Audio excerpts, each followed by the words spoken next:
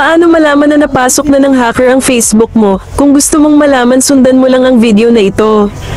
Buksan ang Facebook application at mag-login. Pindutin ang profile menu nasa taas.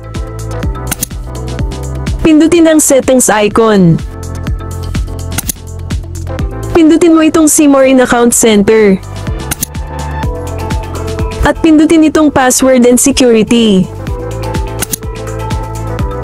Pindutin lang itong Where you're logged in. Pindutin mo lang itong Facebook account mo. Ang gamit ko pong cellphone ngayon ay Huawei Y9 Prime. Kung mapapansin nyo, active ako ngayon sa Huawei Y9 Prime.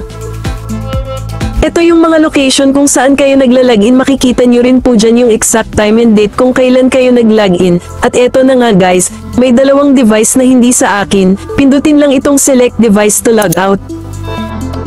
Pindutin lang natin itong maliit na box, itong device na hindi sa akin, itong device type unknown, at itong Linux. At pindutin ang logout. Ayan, safe na po, at ang device ko na lang ang nakalogin. Kung nakatulong sa iyo ang video na ito, huwag kalimutan mag-follow at i-share ang video. Maraming salamat po.